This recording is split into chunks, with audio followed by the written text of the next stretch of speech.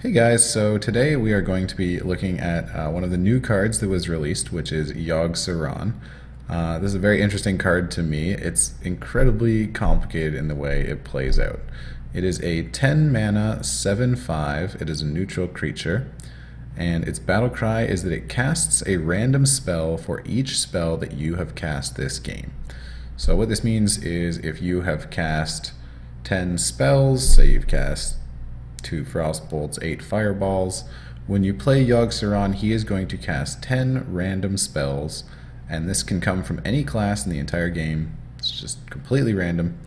It can go on random targets, it can do random things, so pretty cool. Immediately when you think of this card, you expect that there's going to be some highlight where somebody plays this and Yogg Saron hits them in the face with 3 Pyroblasts and they die, because he might just do that. You can't really control what he does.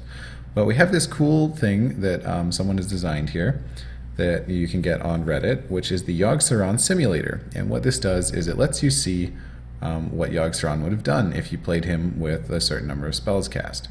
Having played with this for a while now, although honestly there's so many options, I have not gotten full understanding of it entirely without playing it myself, but I have a good feeling that this is a card that, while it may seem super random on the surface, it actually consistently does good things for you, things that can win you the entire game. So what I'd like to do here is, just for a couple minutes, we're going to run through a few situations of different Yogg Saron setups and just kind of analyze what would have happened given the board state. And I think something important to think about with this is that it is a 10 mana card, so most likely the situation you are playing this, Yogg Saron will be your only creature on the board. Most of the time when you play this, you will be using a spell-based deck, so you won't have that many creatures. And since it's 10 mana, your opponent probably was doing some stuff, and on turn 9 maybe they killed your dudes, and they have like 2 guys on the board, and now you have this option to drop Yogg Saron. And probably it's the only thing there. So when we go through the options, I am just going to assume that some of it's percent based of what it would have hit, but often your things would have interacted with Yogg Saron. One of the important things to remember when we look at some of these spells is that there are a good number of spells that are perfectly safe, and these are spells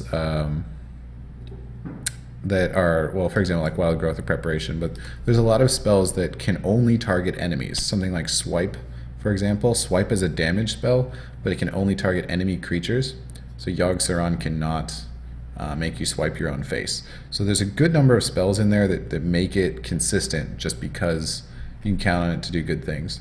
And normally I would say we have around 10 spells, but let's just try a few situations. So first we're going to start off simple. We're going to start off with 5.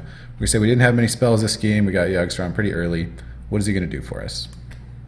So there we go. We summon Yogg Saron. First, he's going to cast a Frostbolt. This was probably not very good for us. It could have hit anything. Could have hit us. Could have hit him. We don't know. This is kind of a write-off. Consecrate, deal 2 damage to all enemies. This was great.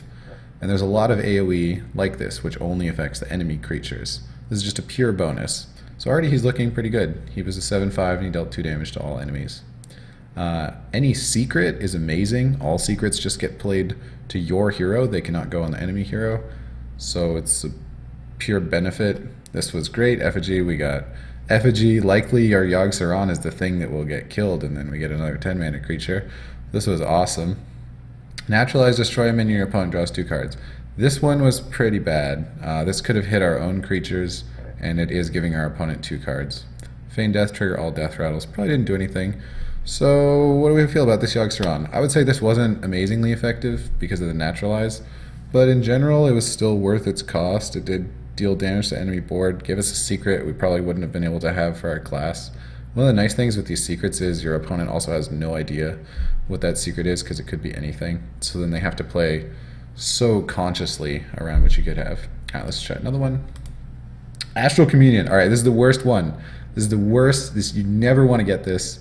Absolutely the worst spell. Gain 10 mana crystals, discard your hand. You already had 10 mana crystals if you played this. This just means you threw away all your cards. In all my time looking at this, this feels like the only spell that is consistently bad. There are spells that are risky or can be generally kind of bad, but Astral Communion is always bad. So when you see this, you've had a bad Yogg Saron. So we hate this. We got a Snake Trap. We got a Circle of Healing. That's neutral. Silence a minion, didn't really matter. Shadow Step is awesome. Love Shadow Step. It probably hit Yogg Saron, so we just get to play it again. And then even something like the fact that we had this Astral Communion go off is so offset by the fact that we get to Shadow Step him and do it again and try and see what happens next time, that it's probably worth it anyways. Okay, last one for 5 spells, and we're gonna look at some 10 spells. Because it changes a lot as you add more spells, just because of the way Area of Effect works. So this is another 5 spell. We got Freezing Trap, that's good. Mortal Coil was pretty neutral, probably didn't even matter, it was just 1 damage. Feral Spirits was awesome. Overload does not affect us. It's Yogg Saron casting the spell, so we just get 2 wolves with taunt. Resurrect was awesome. That's only for us. Blessing of Might, and it's probably pretty good considering we just played a lot of creatures, but it's possible to hit the opponent. Anyways, for 5 spells, you know, I don't think it's really worth it if you were always playing it for 5 spells, but the main advantage is that this is the weakest you would expect him to be.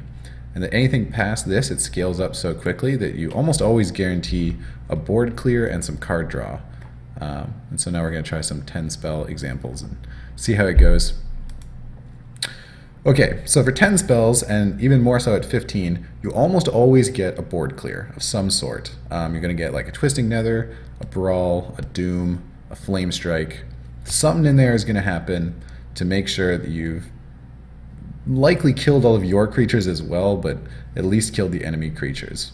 And so at this point, this is feeling very good. When we've cast 10 spells, we can say, oh man, I'm in really big trouble. Let's play my Yogg Saron and kill everything on his board, most likely, and also probably get some things out of it. So here in this example, give your taunt means +2/+2, probably did nothing. I think Yogg Saron's the only creature on the board.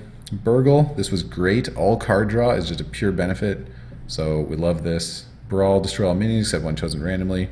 Basically, we cleared the board. Probably the opponent ends up with the remaining creature, since we're unlikely to have won.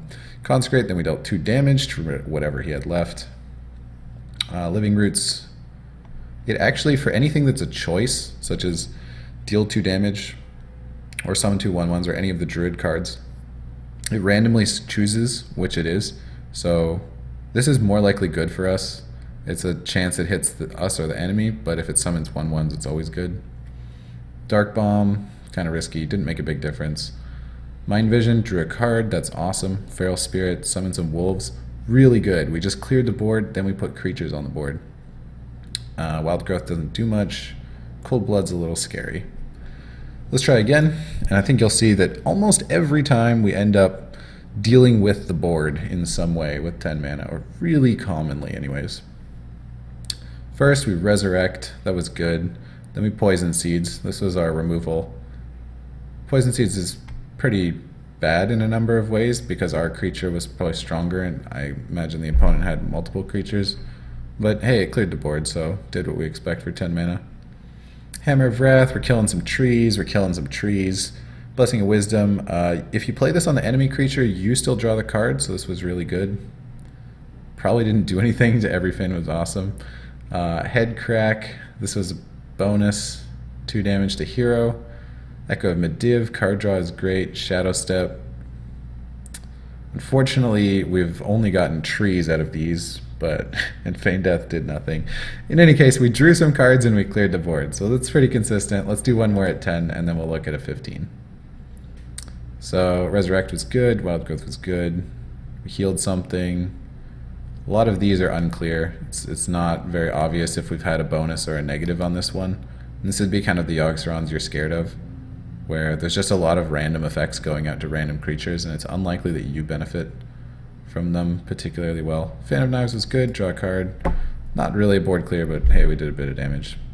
We got a Secret and a Bolster. So this was a really weak one. I'd say of like the couple that we did at 10 mana, this was the worst Yogg Saron we had. And even so, it was probably okay. Like, even so, as soon as we didn't get an Astral Communion, most of these effects are a bonus. They just have a chance to be a negative, and there are many that are guaranteed a positive. Okay, let's just try 2 at 15 to finish it off. You'll kind of see what I mean, where the more spells you cast, the more likely you are to clear the board. And that's always a good thing in this situation. Okay, so we got a Secret, that's good. Revenge, this was good. We probably only had Yogg Saron. It's dealing damage to the opponent's creatures. Another Secret, great. This was good. Double minions attack, that's really scary. That could get us killed pretty easy.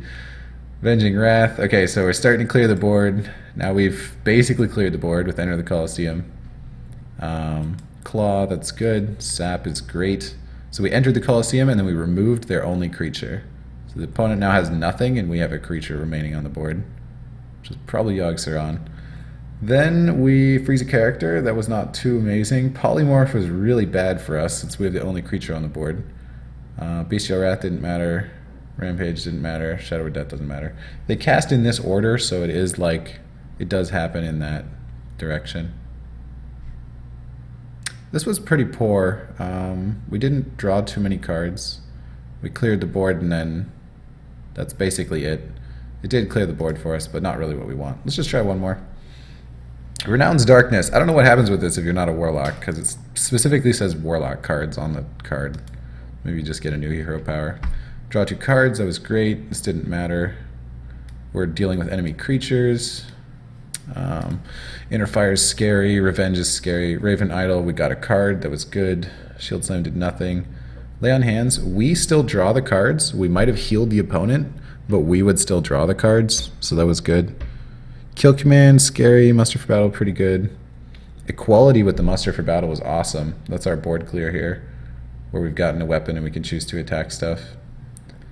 And then we're dealing some damage. We killed something with this Frost Shock. Add 3 random mage spells to your hand.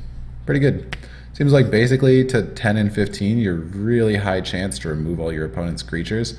And I think that's what makes this so playable.